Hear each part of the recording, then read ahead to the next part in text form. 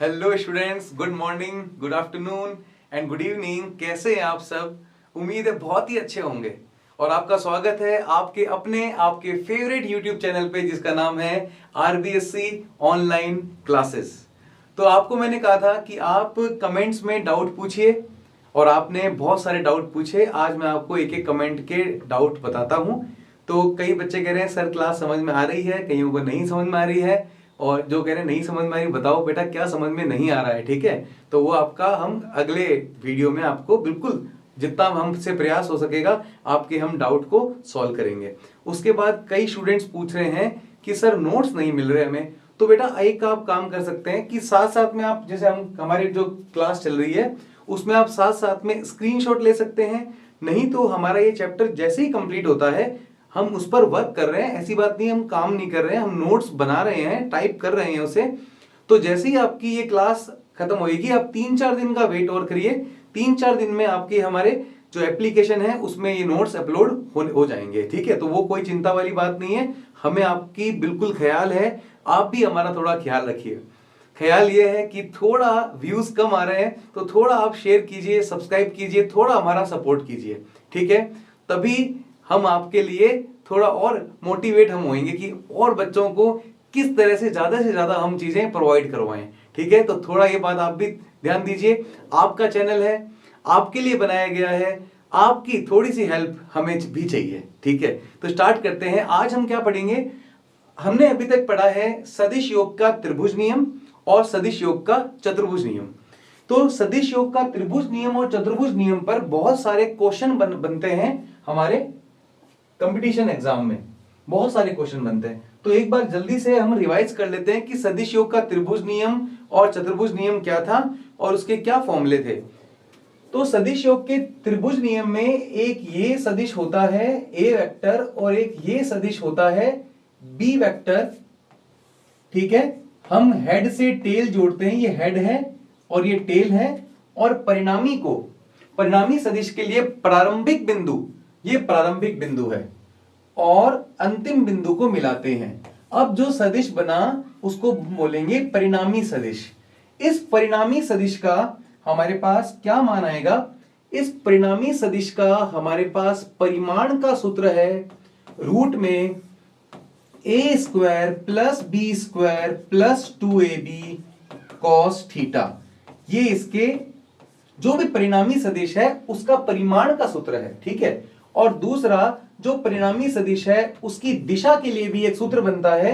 तो दिशा के लिए सूत्र याद रखिए tan अल्फा, ये दिशा के लिए आपको अल्फा बताना है। tan अल्फा बराबर क्या बनेगा? b sin theta upon a plus b cos theta. ये हमने पिछली क्लास में पढ़ा था। दूसरा, अगर आप चतुर्भुज नियम पढ़ रहे हैं, चतुर्भुज नियम, तो देखिए चतुर्भुज नियम में एक सदिश ये है ए वेक्टर और ये सदिश की पुछ होती है, टेल होती है। तो दूसरा सदिश जो बी वेक्टर है उसकी भी हम पुछ को पहले सदिश के पुछ से मिलाएंगे, टेल से टेल मिलानी है। और परिणामी सदिश हमारा यहां पे बताएगा क्या? जो विकर्ण होगा वो हमारा विकर्ण कहां से खींचना है? जहां पर दोनों सदिश मिले हैं वहां से, और ये हमारा परिणामी सदिश होगा। ठीक है, और इस परिणामी सदिश का परिमाण का सूत्र यही रहेगा, इस परिणामी सदिश की दिशा का सूत्र यही रहेगा। तो ये तो हमारे बेसिक हो गया, इन दोनों फॉर्मूले को आपको देखना है। उसके बाद आपको sine cos theta cos theta के अलग अलग मान भी आपको याद होने चाहिए। जैसे कि आपको हम जो न्यूमेरिकल करेंगे उसमें कॉस 120 का बड़ा वैल्यू हमारे काम आएगी। तो कॉस 120 डिग्री की वैल्यू होती है -12। अब आप कहेंगे सर ये कैसे आई? तो अगले लेक्चर में मैं स्टार्टिंग में आपको जितने भी ट्रिग्नोमेट्री रेशो हैं और फिजिक्स में कितने कितने काम आते हैं उनकी आपको मैं वैल्यू निकालना सिखा दूंगा। ठीक है, तो एक बार आप कॉस 120 की वैल्यू -12 याद रख लो। ठीक है, और साइन 120 की वैल्यू होती है +√3/2। एक बार आप ये भी याद रख लो। ठीक है, ओके, तो ये वैल्यू आपके काम आने वाली है नेक्स्ट न्यूमेरिकल्स में। सबसे पहला न्यूमेरिकल देखते हैं, न्यूमेरिकल नंबर 1 कह रहा है दो एक समान बल प्रत्येक अपन को P लेना है। देखिए दो एक समान बल हैं, एक जैसे बल हैं, प्रत्येक P किसी बिंदु पर परस्पर 120 डिग्री के कोण पर लगाए जाते हैं, उनके परिणामी बल का परिमाण हमें ज्ञात करना है। तो क्वेश्चन में क्या गिवन है, यहां लिखेंगे हम सॉल्यूशन या आंसर। दो एक समान बल प्रत्येक P है, तो पहले बल को हम देंगे सदिश A और उसका मान P है, और दूसरा बल भी हम बोलेंगे B, दूसरा सदिश B और उसका मान भी P है, क्योंकि देखिए दोनों बलों का मान PP है, ठीक है। और दोनों के मध्य जो कोण है वो 120 डिग्री कोण लग रहा है, तो दोनों के मध्य हमें यहां पर 120 डिग्री कोण हमें दिया हुआ है। कह रहा है उनके परिणामी बल का परिमाण ज्ञात करना है। तो परिणामी बल के परिमाण का सूत्र क्या होता है, R बराबर ये होता है परिणामी सदिश या परिणामी बल, क्योंकि A और B यहां बल हैं। सूत्र क्या होता है, a square plus b square plus 2ab cos theta. ठीक है, देखते रहिए आराम से। R की वैल्यू हमें परिणामी बल ज्ञात करना है, तो R तो हमें ज्ञात करना है, ठीक है भाई, R की जगह R लिख देते हैं। फिर अगर हम दोनों तरफ स्क्वायर करेंगे तो यहां से रूट हट जाएगा, तो यहां भी स्क्वायर लगाएंगे, यहां से रूट हट जाएगा। a की वैल्यू कितनी है, p, तो a की जगह लिखूंगा p, a का स्क्वायर है तो यहां पे लिख दूंगा p का स्क्वायर। समझ में आया बेटा आपको, a की जगह p लिखा है, a स्क्वायर था तो p स्क्वायर है। b की वैल्यू क्या है, p, तो b की जगह में लिख दूंगा p और स्क्वायर है तो मैं भी यहां पे स्क्वायर लगा दूंगा। फिर 2, a की वैल्यू कितनी है बेटा p, b की वैल्यू कितनी है p, और cos थीटा की वैल्यू कितनी है 120 डिग्री। ठीक है, अब इसको आगे सॉल्व करते हैं। R square p square plus p square हो गया 2p स्क्वायर, और p इंटू पी हो गया 2p स्क्वायर। cos 120 कितना होता है, अभी आपको मैंने बता दिया पहले से ही।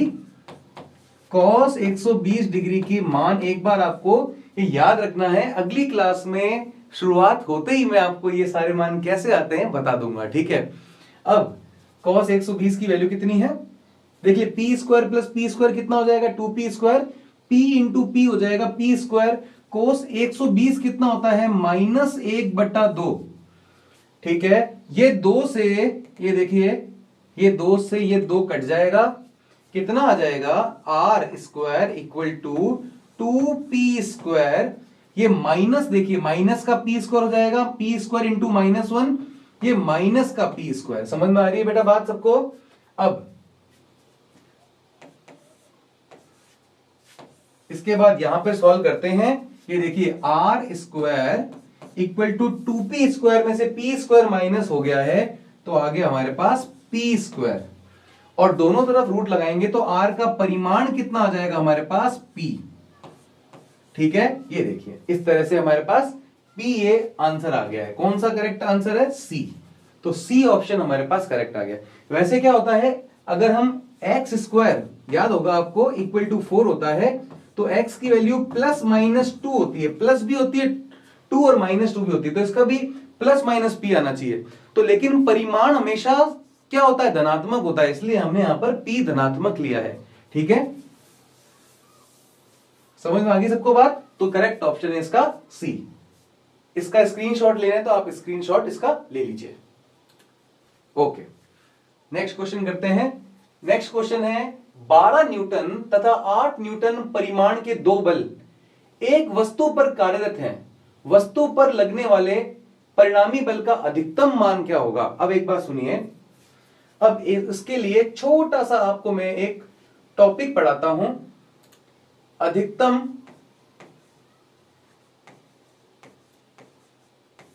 परिणामी सदिश, और यहां पर बात करता हूं न्यूनतम परिणामी सदिश। ठीक है, ये जो आपको मैं बता रहा हूं ये आपके बहुत सारे न्यूमेरिकल में काम आएगा, ये पढ़ना भी जरूरी है इस क्वेश्चन को करने से पहले। तो आर आपको पता है परिणामी सदिश का सूत्र क्या होता है, आर बराबर क्या होता है, रूट में a square plus b square plus 2ab cos theta. सबको पता है ये फॉर्मूला होता है भाई। ठीक है, अब मुझे इसका मान अधिकतम चाहिए, तो मुझे यहां पर क्या दिख रहा है, कॉस थीटा। तो कॉस थीटा का यदि मैं यहां पर अधिकतम मान ले लूं तो मेरे पास आर की वैल्यू भी क्या आ जाएगी, अधिकतम आ जाएगी। फिर से देखिए, इस सूत्र में मुझे आर अधिकतम चाहिए, मुझे क्या अधिकतम चाहिए, आर। और आर के सूत्र में यहां पर थीटा दिख रहा है और कॉस दिख रहा है। यदि कॉस थीटा का मान मैं अधिकतम ले लूं तो आर भी मेरे पास अधिकतम आ जाएगा, और कॉस थीटा का अधिकतम मान +1 होता है और कॉस थीटा का न्यूनतम मान -1 होता है। कम से कम कॉस थीटा का मान -1 होता है और अधिक से अधिक +1 होता है। अगर मुझे इस सूत्र में आर अधिकतम चाहिए तो कॉस थीटा को क्या करना पड़ेगा, +1, जो कॉस थीटा का अधिकतम मान है। तो कॉस थीटा के अधिकतम मान को रखूंगा तो मेरे पास आर अधिकतम आएगा, तो यहां लिख दूंगा आर अधिकतम, अधिकतम, ठीक है। और रूट में आ जाएगा a² + b² + 2ab, और cos थीटा की जगह गुणा में 1 आ जाएगा, ठीक है। किसी के गुणा में 1 होता है तो वापस 2ab ही हम इसको लिख देंगे, क्योंकि 2ab cos थीटा की जगह 1 आया, तो 2ab × 1 क्या होगा, 2ab ही रहेगा। अब ये किसका सूत्र बन रहा है, a² + b² + 2ab, ये सूत्र बन रहा है a + b के होल स्क्वायर का। सबको याद है ना, a² + b² + 2ab। यहां स्क्वायर से रूट हो जाएगा कैंसिल और आंसर आ जाएगा a + b। तो ये बात आपको याद रखनी है कि कभी भी आपको अधिकतम, देखिए यहां पे देखना, अधिक परिणामी बल का अधिकतम मान है, अधिकतम मान हमेशा क्या होता है, a + b, और अधिकतम मान के समय cos थीटा का मान हमेशा कितना होता है, 1। और cos थीटा का मान 1 कब होता है, जब दोनों के मध्य जो कोण है उसका मान 0 डिग्री है, क्योंकि cos 0 डिग्री ही 1 होता है। फिर से 3 बात समझिए, कभी भी क्वेश्चन में आपसे पूछ लें परिणामी बल का या परिणामी सदिश का अधिकतम मान, तो अधिकतम मान में पहला पॉइंट cos थीटा को 1 करना है, कर दोगे, ठीक है। cos थीटा का मान 1 कब होता है, जब cos थीटा 0 डिग्री होता है या cos 0 होता है, cos 0 का मान 1 होता है, तो इसका मतलब जो कोण है वो 0 डिग्री है। दूसरी बात समझ में आई। और तीसरा बात कि जो r अधिकतम है उसका मान a + b होगा। तीनों बातें क्लियर हुई। पहला पॉइंट cos थीटा 1 होना चाहिए, इसका मतलब थीटा बराबर 0 डिग्री है। और तीसरी बात r अधिकतम का मान a + b होता है, याद रखना। आगे चलते हैं, आगे की बहुत न्यूमेरिकलों में बात ये काम आने वाली है, ठीक है बच्चों। अब न्यूनतम परिणामी सदिश कभी पूछे तो क्या करना है, देखिए। तो न्यूनतम के लिए फिर से सूत्र लगाएंगे, सूत्र पता ही है सबको, लिखने की जरूरत नहीं है। तो न्यूनतम के लिए cos थीटा का हमें न्यूनतम मान रखना है। cos थीटा का न्यूनतम मान कितना होता है, -1, अधिकतम मान +1, न्यूनतम मान -1, तो -1 रख दूंगा। ध्यान से देखना, अब जैसे ही अगर मैं cos थीटा की जगह -1 रखता हूं तो मैं यहां पर न्यूनतम लिख दूंगा। आप कहोगे सर क्यों लिख रहे हो न्यूनतम, क्योंकि मैंने यहां पर cos थीटा का भी न्यूनतम मान रखा, इसलिए r जो परिणामी सदिश होगा उसका परिमाण भी न्यूनतम होगा। अगर मैं cos थीटा का अधिकतम मान रखूंगा तो परिणामी भी मेरे पास अधिकतम होगा। तो ध्यान दीजिए, a² + b² + 2ab, और यहां पर cos थीटा था, इसकी जगह मैंने लिख दिया -1। तो देखिए बेटा, r न्यूनतम बराबर रूट में a² + b², ये आ जाएगा माइनस, आगे -2ab, 2ab की -1 से गुणा होगी तो -2ab आ जाएगा। और ये किसका सूत्र बन रहा है, ये सूत्र आपके बन रहा है a - b के होल स्क्वायर का, जिसको हम लिख देंगे a - b के होल स्क्वायर का वर्गमूल क्या होता है, a - b। तो इसी प्रकार कभी भी आपसे पूछ लें कि न्यूनतम, बस अधिकतम की जगह अगर न्यूनतम हो जाए तो a - b करना है, दो सदिशों के परिमाण को माइनस करना है और अधिकतम में प्लस करना है, ठीक है। ये पॉइंट सबको क्लियर हो गए क्या, समझ में आ गए क्या, ओके। अब पिछला क्वेश्चन को फिर से देखते हैं। कह रहा है कि 12 न्यूटन तथा 8 न्यूटन परिमाण के दो बल एक वस्तु पर कार्यरत हैं, वस्तु पर लगने वाला परिणामी बल का अधिकतम मान क्या होगा। क्या पूछ रहा है कि एक तो एक 12 न्यूटन का लग रहा है, मतलब एक सदिश का मान है 12 न्यूटन और दूसरा बल है 8 न्यूटन, दूसरा बल है 8 न्यूटन। यहां पे लिखेंगे सॉल्यूशन। अब आपको कह रहा है अधिकतम मान ज्ञात कीजिए। ये देखिए परिणामी बल का अधिकतम, और अधिकतम मान का सूत्र क्या होता है, a प्लस बी। क्या होता है अधिकतम मान का सूत्र, a प्लस बी। तो मुझे अधिकतम परिणामी बल निकालना है, तो यहां पे लिखूंगा r अधिकतम बराबर होता है a प्लस बी, और a का मान है 12, b का मान है 8, 12 प्लस 8 आ गया 20। तो आंसर क्या आ गया हमारे पास, 20 न्यूटन। तो पिछले क्वेश्चन नंबर 2 का जो करेक्ट आंसर है वो है 20 न्यूटन। सबको समझ में आ रहा है बेटा, सबको समझ में आ रहा है, ठीक है। ओके, नेक्स्ट क्वेश्चन देखिए, बिल्कुल फोकस से देखिए। देखिए अगर आपको न्यूमेरिकल समझ में आ रहे हैं इसका मतलब आपको सदिश में कोई भी समस्या नहीं है। बिल्कुल जीरो लेवल से समझा रहा हूं, एक एक स्टेप अपन बहुत ही ढंग से समझेंगे, बस आप बने रहिए और देखते रहिए। ओके, तो अगला प्रश्न देखिए, क्वेश्चन नंबर 3 लिखेंगे। सॉल्यूशन नंबर 3, दो समान बल जो 60 डिग्री, ये 60 डिग्री इसको कर लेना, 60 डिग्री के कोण पर एक बिंदु पर कार्यरत है। यदि इनका परिणामी लिखना है, यहां पे परिणामी बल 40√3 न्यूटन के बराबर है, तब प्रत्येक बल का मान होगा। ठीक है, दो समान बल, तो समान बल का मतलब है कि सदिश A का मान भी F है, बल है, और सदिश B का मान भी F है, क्योंकि कह रहा है दो समान बल, तो A और B दोनों के मान F F होंगे। क्यों होंगे बराबर, क्योंकि क्वेश्चन में कह रहा है दो समान बल, इसलिए मैंने F F समान ले लिए। और थीटा कितना बन रहा है दोनों के मध्य, कोण कितना बन रहा है, कोण बन रहा है 60 डिग्री, तो मैंने भी ले लिया 60 डिग्री, एक बिंदु पर कार्यरत है। और इनका परिणामी बल, परिणामी बल कितना दिया हुआ है, 40√3। तो परिणामी बल ये रहा R, और इसका मान दिया हुआ है 40√3। तो प्रत्येक बल का अपन को F का मान ज्ञात करना है। हमें क्या ज्ञात करना है, F का मान ज्ञात करना है, 40√3 न्यूटन। तो क्या करेंगे, हमें हमारे सूत्र याद है, R इक्वल टू क्या होता है, रूट में a square plus b square plus 2ab plus 2ab cos theta. जो मान दिया है उसको रख लेते हैं। परिणामी कितना है 40√3, तो r की जगह मान रख देते हैं 40√3, बराबर रूट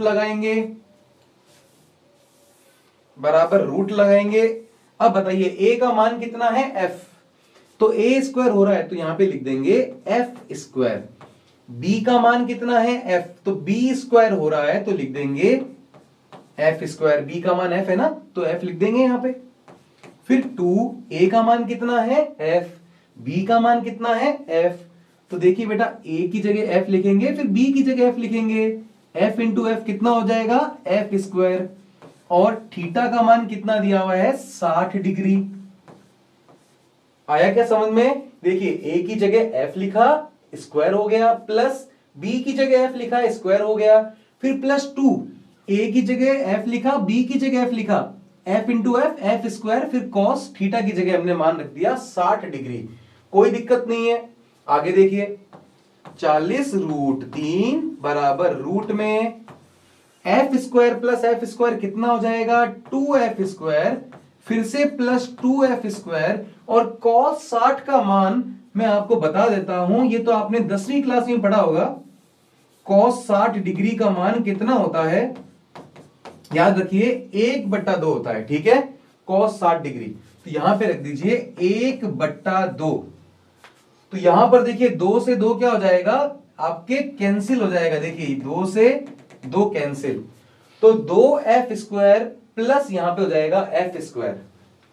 ठीक है, तो देखिए 2f square plus f square, 2 plus 1 कितना हो जाएगा 3, 2 प्लस 1 हो जाएगा 3, 2f square plus f square. फिर से लिखते हैं इस स्टेप को, नेक्स्ट पेज पे यहां पे लिख देते हैं स्टेप को, 40√3 40√3, फिर बराबर, फिर आएगा रूट, फिर लिखेंगे 2f², फिर लिखेंगे प्लस में f², फिर अब 40√3, 2 + 1, 2 + 1 कितना होता है 3, तो ये हो जाएगा 3f², दोनों तरफ स्क्वायर करेंगे 40 का स्क्वायर तो हो जाएगा 40 × 40, √3 का स्क्वायर हो जाएगा √3 × √3, और इसका स्क्वायर करेंगे तो इसका रूट हट जाएगा, ये हो जाएगा 3f²। 40 × 40 होता है 1600, √3 × √3 हो जाएगा 3, बराबर आ जाएगा 3f²। देखिए अब यहां से f² का मान ज्ञात करना है, 3 से 3 क्या हो गया कैंसिल, f² का मान आ गया है मेरे पास 1600।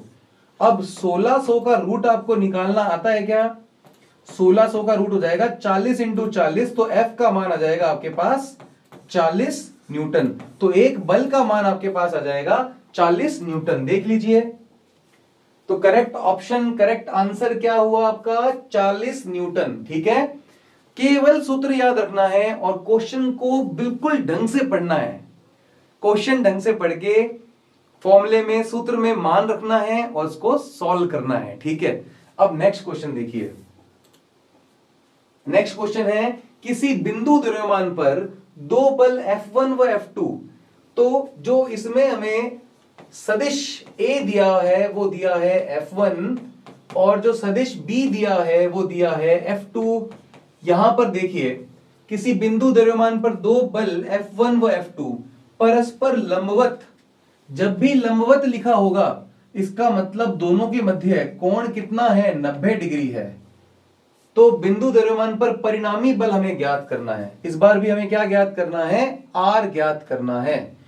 तो परिणामी बल का सूत्र आपको याद होना चाहिए, फिर से हम लिखेंगे रूट में a² + b² + 2ab cos theta. ठीक है, वैल्यू पुट करेंगे r, दोनों तरफ स्क्वायर करते हैं r², इधर स्क्वायर करेंगे रूट हट जाएगा, a की जगह लिखेंगे F1, तो a² है तो हो जाएगा F1², फिर b की जगह लिखेंगे F2, b² हो तो हो जाएगा F2² + 2a की जगह लिखेंगे F1, b की जगह लिखेंगे F2 cos थीटा कितना है 90 डिग्री।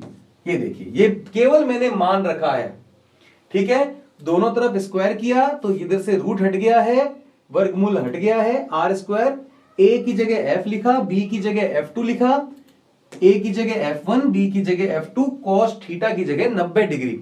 अब आपको याद होना चाहिए कि cos 90 डिग्री का मान कितना होता है, तो cos 90 डिग्री का मान होता है 0। ठीक है, तो r² बराबर f1² + f2², और ये cos 90 अगर 0 होता है तो 2f1 f2 इंटू 0, तो ये पूरी टर्म क्या हो जाएगी 0। समझ में आई क्यों, क्योंकि cos 90 0 है तो पूरी टर्म 0 हो जाएगी, पूरा पद शून्य हो जाएगा। तो आंसर आ जाएगा r² बराबर f1² + f2²। अगर r निकालना है दोनों तरफ रूट लगाना है तो r बराबर ये आ जाएगा रूट में f1² + f2²। तो देख लीजिए कौन सा ऑप्शन सही है, तो ऑप्शन नंबर सी करेक्ट है। तो बिल्कुल आसान क्वेश्चन था, बिल्कुल इजी क्वेश्चन था। ऐसे ही क्वेश्चन कंपटीशन एग्जाम में भी आते हैं, बस आपके कॉन्सेप्ट क्लियर होने चाहिए। ठीक है, नेक्स्ट क्वेश्चन करते हैं। नेक्स्ट क्वेश्चन है क्वेश्चन नंबर 5।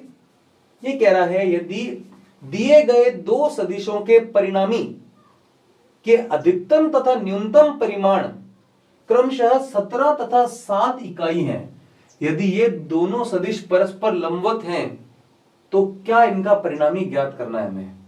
ध्यान देना, दो सदिशों के परिणामी के अधिकतम, परिणामी के अधिकतम, फिर क्या दिया है न्यूनतम। अधिकतम का मान कितना है 17 और न्यूनतम का मान 7 है, और अगर ये दोनों सदिश इस बार लंबवत हैं तो फिर हमारे पास क्या आंसर आएगा। ठीक है, चेक कर लेते हैं। तो देखिए सबसे पहले अगर हमें क्वेश्चन में दिया हुआ है कि दो सदिशों के परिणामी के अधिकतम मान 17 है, अधिकतम मान, तो अधिकतम परिणामी की जगह लिखेंगे r अधिकतम, याद है ना। और अधिकतम परिणामी क्या होता है, a प्लस बी, ये हमने अभी पढ़ा है। और यहां पर क्वेश्चन में कह रहा है ये अधिकतम परिणामी 17 है, तो इसकी जगह हम लिख लेते हैं 17।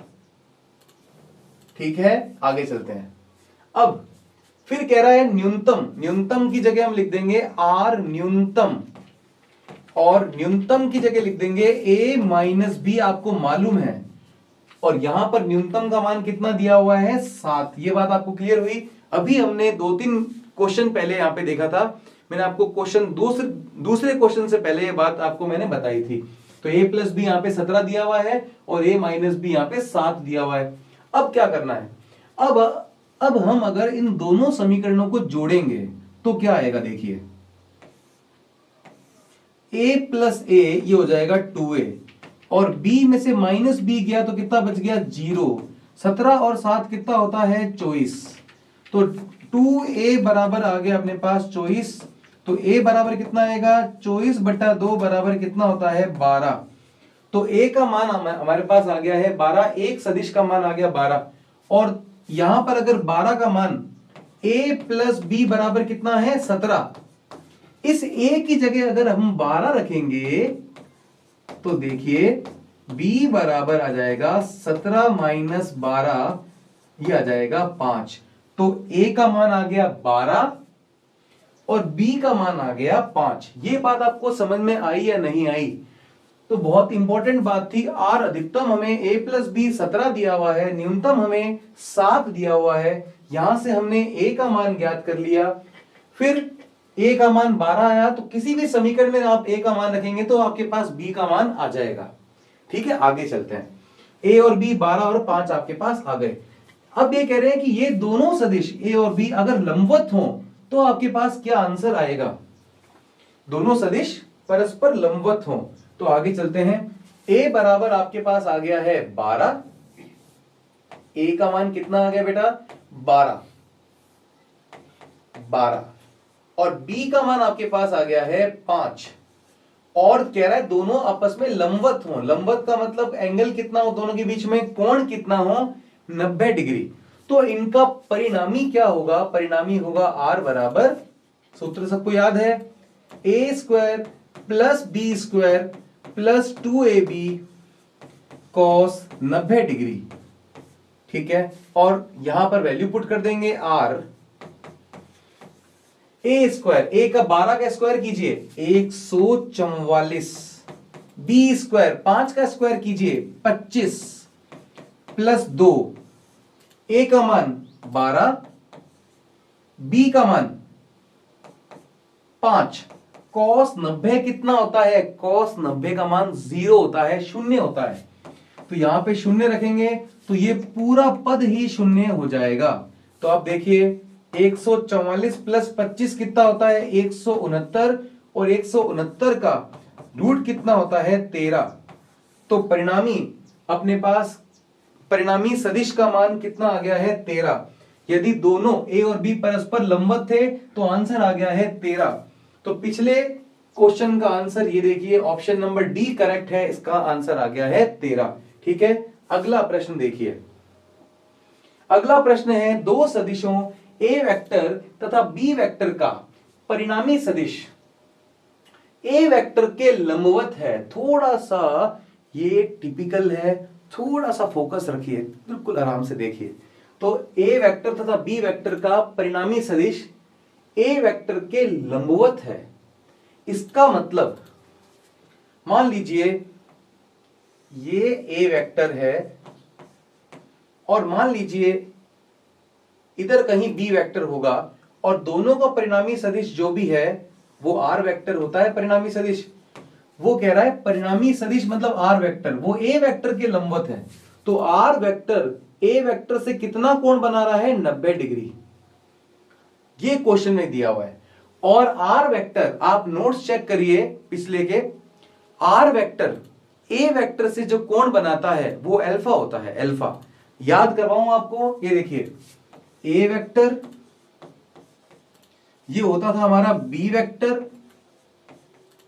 ये होता था हमारा परिणामी सदिश r वेक्टर, और आर वेक्टर जो ए से एंगल बनाता था उसको हम बोलते थे अल्फा।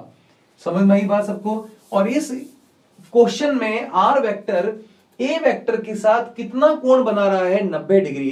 तो यहां पर इस क्वेश्चन में अल्फा हमें दिया हुआ है 90 डिग्री। ठीक है, आगे देखिए, तथा इसका परिणामी सदिश तथा इसका परिमाण सदिश बी वेक्टर के बराबर है। बहुत इंपॉर्टेंट बात देखिए, दो सदिशों ए वेक्टर तथा बी वेक्टर का परिणामी सदिश जो है आर वेक्टर है वो ए वेक्टर के लंबवत है, तो अल्फा बराबर 90 आ गया। तथा इसका परिमाण, किसका? परिणामी सदिश जो आर वेक्टर है इसका जो परिमाण है वो सदिश बी वेक्टर के परिमाण का आधा है।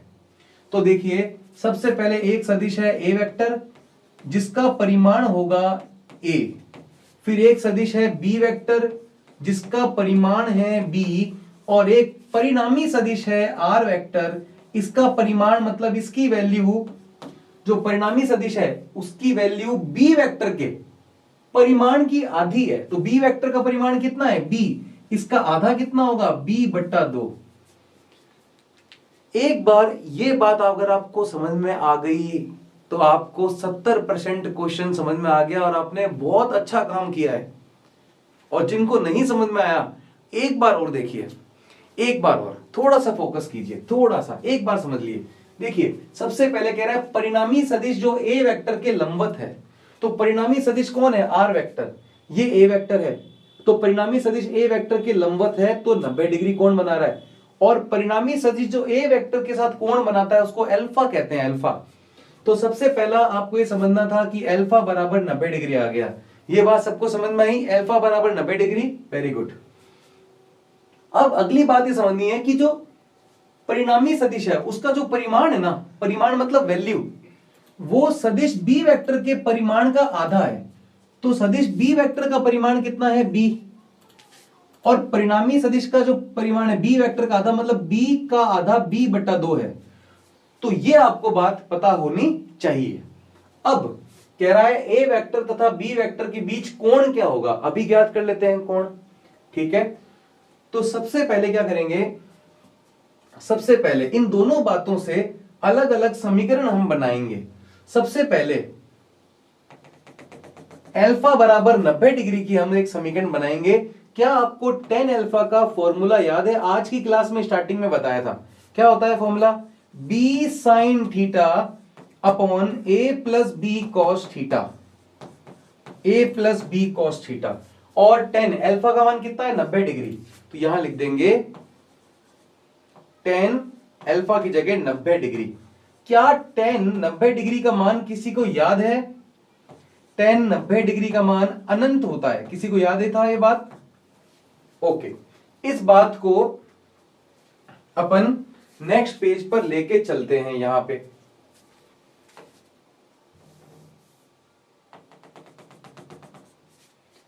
एक मिनट, तो tan अपने पास 90 का मान कितना आ गया था? अनंत। बराबर क्या आ गया था? b साइन थीटा अपॉन में a plus b cos theta. अनंत का मतलब होता है 1/0। एक किसी भी संख्या में अगर 0 का भाग हो रहा है इसका मतलब वो अनंत होगी। तो अनंत को हम 1/0 लिख सकते हैं। तो यहां पर देखिए b साइन थीटा बट्टे में a plus b cos theta. अब हम तिरछी गुणा करेंगे, a plus b cos theta की गुणा करेंगे 1 से, तो यह बन जाएगा a plus b cos theta.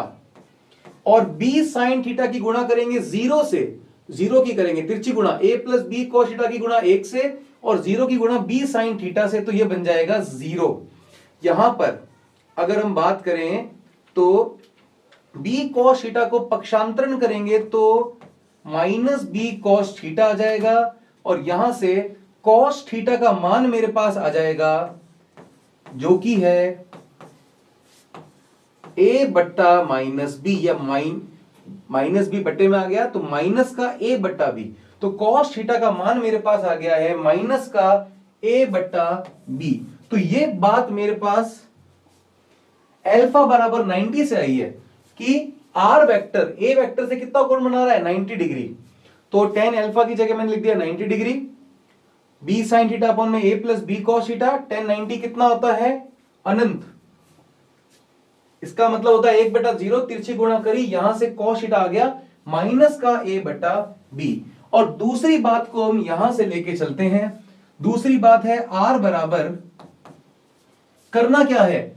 a और b के बीच में कोण ज्ञात करना है, अभी करके दिखाते हैं। तो r बराबर क्या होता है? a square plus b square plus 2ab cos theta. तो क्या करेंगे? दोनों तरफ स्क्वायर करेंगे। आर स्क्वायर बराबर a square plus b square plus 2ab cos theta. ठीक है, वैल्यू पुट करते हैं। अब आर का मान कितना है परिणामी? b/2। तो b/2 का स्क्वायर करो, b स्क्वायर बट्टे में 4। समझ में आया? b/2 का स्क्वायर b स्क्वायर बट्टे 4। ए स्क्वायर का परिणामी आया ए स्क्वायर, फिर बी स्क्वायर की जगह बी स्क्वायर, फिर 2 ए की जगह ए, बी की जगह बी, कॉस थीटा की जगह मैं क्या रख दूंगा? ध्यान दीजिए, देखिए आर की जगह मैंने बी स्क्वायर बट्टा 4 लिखा, क्योंकि आर का मान कितना है? b/2। तो स्क्वायर करेंगे तो बी स्क्वायर बट्टे 4, a square plus b square plus 2ab cos theta. अब देखिए कॉस थीटा की जगह मैं लिखूंगा, एक मिनट, कॉस थीटा की जगह माइनस ए बट्टा बी। तो जहां भी कॉस थीटा यहां पे लिखा हुआ है, यहां पे मैं लिख दूंगा माइनस का ए बट्टा बी। ये देखिए, तो यहां पर क्या होगा? ये बी से ये बी हो जाएगा कैंसिल, और कितना आ जाएगा? देखिए, इसको हम नेक्स्ट पेज पे लेकर चलते हैं। इस बात को b square upon 4 equal to a square plus b square, इस बात को अगले पेज पर लेके चलते हैं।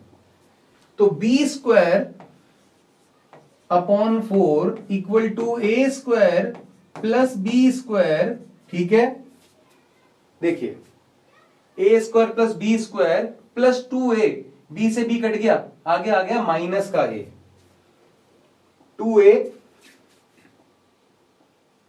प्लस 2a गुणा में है माइनस का a। ठीक है, ध्यान से देखिए, तो बी स्क्वायर अपॉन में 4, यहां पर जाएगा a square plus b square, यहां पे आ जाएगा माइनस का 2a स्क्वायर। ये देखिए, ठीक है, किस तरह से हम ज्ञात कर रहे हैं? देखिए माइनस का 2a स्क्वायर, तो b square upon 4 equal to a square में से माइनस का 2 स्क्वायर गया, कितना आ गया? तो बी स्क्वायर बटा ए स्क्वायर में से माइनस का 2 स्क्वायर माइनस का ए स्क्वायर, माइनस का 2 प्लस का 1, माइनस का 1 आ जाएगा। ठीक है, अब क्या ज्ञात करेंगे? बी स्क्वायर को आप इधर ले जाइए, बी स्क्वायर अपॉन 4 माइनस का बी स्क्वायर बराबर आ गया माइनस का ए स्क्वायर।